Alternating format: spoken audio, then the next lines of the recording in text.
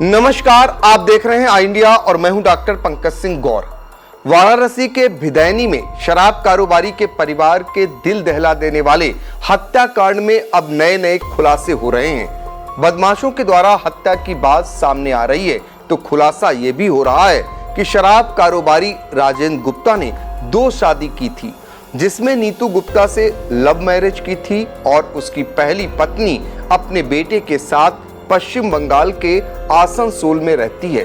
Police इन सब पहलुओं को ध्यान में रखकर केस की जांच पड़ताल में जुटी है।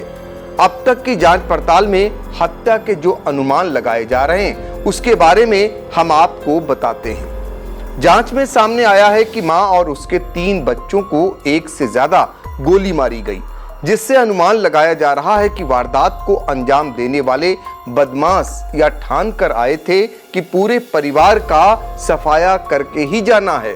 इसलिए नीतू और उनके 3 बच्चों के सिर पर एक से ज्यादा गोली मारी गई थी। राजेंद्र की दाईं कनपट्टी और सीने पर गोली मारी गई थी, जबकि बेटे शुभेंद्र के सिर पर बैट से भी वार किए जाने की बात सामने आई है। घटना स्थल से लगभग 14 किलोमीटर दूर मीरापुर रामपुर स्थित निर्माणाधीन मकान में महिला के पति का अर्धनग्न 100 बेड पर मिला था। दोनों ही घटना स्थल से मिले खोखा के आधार पर पुलिस दावा कर रही है कि 5 लोगों की हत्या में 32 बोर की पिस्टल का इस्तेमाल किया गया था। पुलिस पुराने विवाद और घटनाओं को भी ध्यान में रखकर जांच कर रही है।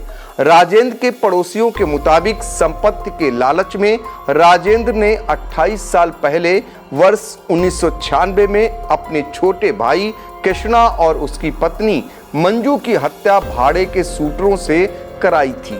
वर्ष 1997 में राजेंद्र पर उसके पिता लक्ष्मी नारायण गुप्ता और उनके एक चौकीदार की हत्या के आरोप में मुकदमा दर्ज हुआ था। हालांकि राजेंद्र की मां शारदा देवी ही मामले में वादी थी। इस कारण मां को अपने पक्ष में करके वह जेल से बाहर आ गया था। वहीं कृष्णा और मंजू की हत्या का मामला रफा दफा हो गया। जेल से बाहर आने के बाद वर्ष 1999 में उसने भिदैनी में अपने किराए पर एक ब्राह्मण परिवार की नीतू से प्रेम विवाह किया था। नीतू से प्रेम विवाह के बाद ही परिजन ने उससे नाता तोड़ लिया था। राजेंद्र गुप्ता के बाबा पन्ना साव अपने दौर के संपन्न लोगों में शुमार थे। भिदैनी इलाके के लोगों के मुताबिक पन्ना साव किराए पर 150 रिक्शा चलवाकर बड़े पैमाने पर चल अचल संपत्ति के मालिक बन गए। बाबा और पिता के बूते ही राजेंद्र का भिदैनी में आलीशान मकान और जमीन है। सिवाला में उसकी जमीन पर ही देसी शराब का ठेका है। मीरापुर रामपुर गांव में वह मकान भी बनवा रहा था। इसके अलावा छित्तूपुर सहित कुछ जगहों पर उसने जमीन खरीदी थी। राजेंद्र के करीबियों के मुताबिक भिदैनी व शिवाला के किराएदारों और शराब ठेका संचालक से प्रतिमाह राजेंद्र को 10 लाख रुपए से ज्यादा किराया मिलता था। वाराणसी में 5 लोगों का यह मर्डर एक मिस्ट्री बन गया है, क्योंकि इस हत्याकांड में पुलिस की उस थ्योरी पर सवाल खड़े हो रहे हैं जिसमें राजेंद्र ने ही अपने परिवार की हत्या की, ये बात कही जा रही थी। सवाल यह है कि परिवार की हत्या करने के बाद राजेंद्र गुप्ता ने खुद को 2 से 3 गोली कैसे मार ली।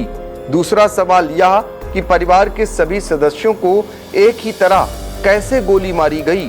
वहीं तीसरा सवाल यह कि परिवार की हत्या के बाद राजेंद्र गुप्ता कैसे आराम से घटनास्थल से 14 किलोमीटर दूर पूरे इत्मीनान के साथ कमीज उतारकर और मच्छरदानी लगाकर सोने जाता है। ऐसे में पुलिस ने अपनी पुरानी थ्योरी से हटकर 5 लोगों के मर्डर मिस्ट्री की जांच शुरू कर दी है।